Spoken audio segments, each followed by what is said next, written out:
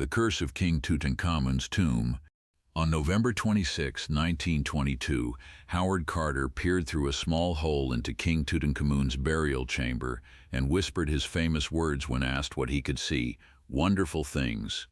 This moment launched one of archaeology's greatest discoveries and its most terrifying curse.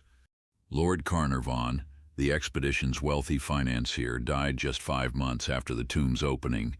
An infected mosquito bite on his cheek led to blood poisoning and pneumonia. At the exact moment of his death in Cairo, the city's power grid failed completely. His dog back in England reportedly howled and died at the same time. The coincidences piled up with disturbing frequency, and public opinion quickly turned to the idea of a curse.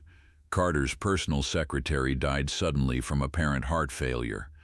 The radiologist who x-rayed Tutankhamun's mummy collapsed and died shortly after completing his work. Several visiting archaeologists and expedition members followed within months, their deaths occurring under strange circumstances that defied medical explanation. Even Arthur Conan Doyle publicly attributed these deaths to supernatural forces, lending scientific credibility to curse theories. Statistical analysis later revealed that expedition members died at rates far exceeding normal life expectancy for their age group.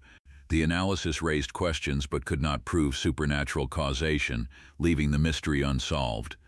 Yet Egypt's unexplained deaths would pale beside what happened when mass hysteria seized an entire European city. The dancing plague of 1518, mass hysteria turned deadly. July 1518 brought an outbreak that would challenge everything medical authorities thought they understood about human behavior. A woman named Frau Trophia stepped into the narrow streets of Strasbourg and began to dance. She moved with frantic, uncontrolled motions that continued without pause through the scorching summer day and into the night. Her feet bled, but she could not stop moving.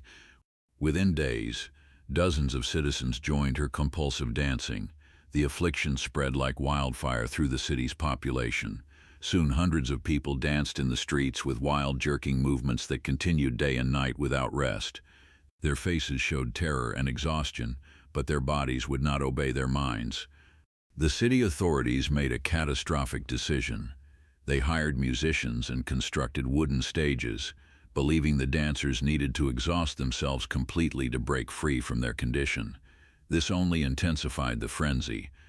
Dancers began collapsing from heart attacks, strokes, and sheer exhaustion. Yet even as they died, their limbs continued twitching in rhythmic motions. Medical experts now propose theories ranging from ergot poisoning from contaminated grain to mass psychogenic illness triggered by religious extremism and social stress. Ergot is a fungus known to contaminate grain and cause convulsions. Psychogenic illness can spread rapidly in high-stress religious contexts. This documented outbreak proves that psychological contagion can become literally fatal, and that official responses can amplify mass panic rather than contain it.